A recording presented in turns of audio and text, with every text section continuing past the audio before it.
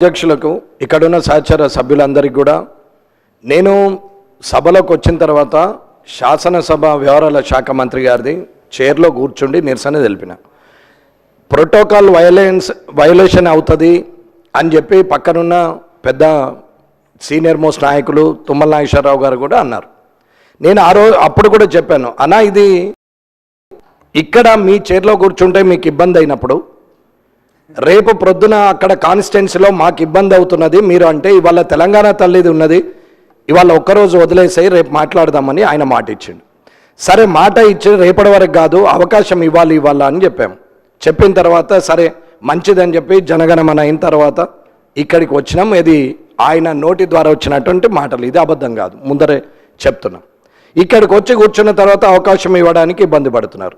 సరే ఇవాళ తెలంగాణ తల్లి విషయం మాట్లాడుతున్నారు కాబట్టి దాని మీద నేను రాజకీయం చేయడం కానీ అవాకులు చవకులు పేలడం కానీ అనవసరమైన కానీ నాకు అవసరం లేదు. ఎందుకంటే ప్రజల మంచి చెడ్ల గురించి ఆలోచించే వ్యక్తిగా ఒక మంచి లెజిస్లేటివ్ అసెంబ్లీ మెంబర్గా ఫ్యూచర్లో జనానికి కూడా ఒక మార్గదర్శకంగా ఉండాలని వచ్చినమే తప్ప కొత్తగా కాదు, తెలియక కాదు, మాకేమీ అనుభవం లేక కాదు. 25 ఏళ్ళు రాజకీయ అనుభవం ఉంది. ఓడిపోవచ్చు, గెలవకపోవచ్చు, రాకపోవచ్చు, కానీ అనుభవం లేని వ్యక్తిని అయితే కాదు.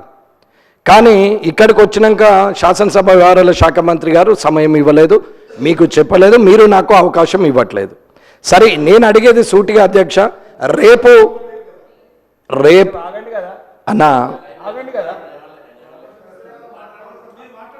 నేను అనేది రేపు నాకు ఈ ప్రోటోకాల్ విషయంలో కానీ వైలేషన్ విషయంలో కానీ మంత్రులు చేస్తున్నటువంటి పనుల విషయంలో కానీ నేనెవరిని నిందించడానికి మాట్లాడలేదు. నాకు ఎమ్మెల్యే అనే పదానికి జరుగుతున్న అవమానం గురించి మాట్లాడుతున్నాం. ఇలా వెంకటరమణారెడ్డి ఉంటాడు, రేపు వెంకటయ్య ఉంటాడు, అదేం పెద్ద పర్మనెంట్ కాదు. ఇక్కడ ఉన్నాడు, అక్కడ ఉంటాడు, అక్కడ ఉన్నాడు, ఇక్కడ ఉంటాడు, ఇక్కడ ఉన్నాడు, అక్కడ కూడా ఉంటుండొచ్చు టైం వస్తే, దాంట్లో ఏం సమస్య లేదు. కానీ ఇవాళ రేపటి అవకాశం ఇవ్వము అని అంటే మాత్రం రేపు ఊరుకోవడం లేదు అధ్యక్ష. నేను 8 నెలల క్రితము ప్రివిలేజ్ కమిటీకి ఇచ్చాం. కలెక్టర్ గారు చేసినటువంటి ఒక పని మీద అక్కడున్న ఇన్ఛార్జ్ మినిస్టర్ గారు ఇప్పటి వరకు దాని మీద యాక్షన్ లేదు. సుమారు 60 క్వశ్చన్లు పంపినాం, ఇప్పటి వరకు దాని అతలేదు, సంవత్సరం అయింది.